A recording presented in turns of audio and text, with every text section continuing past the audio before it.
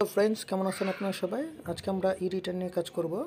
তো আমরা গুগলে ক্রোমে সার্চ বাটনে গিয়ে etax.nbr.gov.bd এটা লিখে সার্চ করব।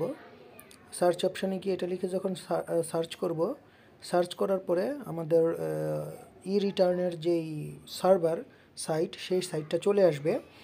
যেহেতু আমরা অনেকে এই বছর থেকেই ই রিটার্নটা মোটামুটি হারে অনেকেই দিচ্ছে এবং বেশ কিছু প্রতিষ্ঠানকে বাধ্যতামূলক করা হয়েছে, সরকারি প্রতিষ্ঠান সহ। সেক্ষেত্রে অনেকে আমরা ই রিটার্নটার আইডি বা পাসওয়ার্ডটা কীভাবে সেট করব সেটা আমরা অনেকেই জানি না। তো চলুন আমরা একটু জেনে নিই এটা। তো আমরা এটা লিখে সার্চ করব এখন।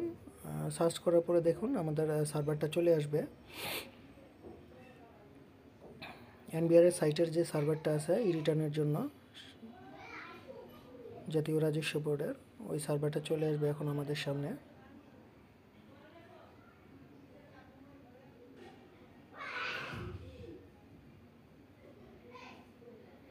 এই দেখুন চলে আসতেছে।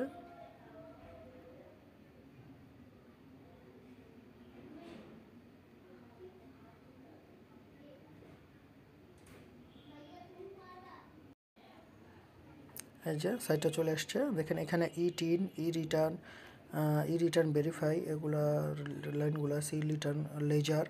তো আমরা ই রিটার্ন অপশনে যাব এবং ই রিটার্ন অপশনে যখন ক্লিক করব, দেখেন রাইট সাইডে দেখাচ্ছে যদি আপনি রেজিস্টার্ড না হয়ে থাকেন তাহলে এই সাইটে যাবেন, আর যদি আপনি অলরেডি রেজিস্টার্ড করে থাকেন সেক্ষেত্রে আপনি লেফট সাইডেটা দিবেন।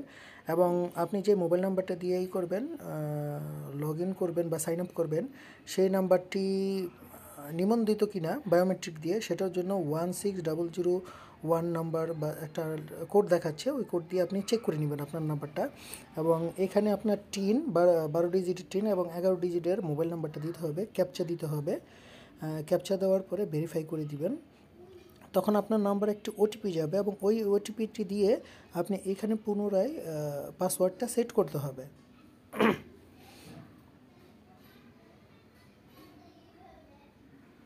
হ্যাঁ, এই যে দেখুন ভেরিফাইয়ের নিচে যদি অলরেডি কেউ রেজিস্টার্ড করা থাকেন, ইউজার আইডি পাসওয়ার্ড আগেই নিয়ে থাকেন, তাহলে ওই সাইন ইনে ক্লিক করবেন। আবার আপনি সাইন ইন অপশনটাতে চলে যাবেন, যেখানে আপনি সরাসরি ই রিটার্ন আপনার টিন নাম্বার এবং পাসওয়ার্ড দিয়ে সরাসরি সাইটটাতে আপনার যেই অ্যাকাউন্টটা আছে ওই অ্যাকাউন্টটাতে ঢুকতে পারবেন। এবং আপনি চাইলে এই যে দেখেন সাইন ইনের নিচে আছে ফরগেট পাসওয়ার্ড চাইলে রিসেট করতে পারবেন। এছাড়া আপনি আপনার মোবাইল নাম্বারটি চাইলে চেঞ্জ করতে পারবেন। এবং প্রতিবার রিটার্নের আপনার যে অ্যাকাউন্টটা আছে, এই অ্যাকাউন্টটাতে ঢোকার জন্য আপনাকে এই সাইটটাতে এসে এভাবে আপনাকে টিন এবং মোবাইল পাসওয়ার্ড দিয়ে, আপনার আইডিটা হবে টিন নাম্বারটা এবং আপনার পাসওয়ার্ড আপনি যেটা সেট করবেন ওটা দিয়ে ক্যাপচা দিয়ে আপনার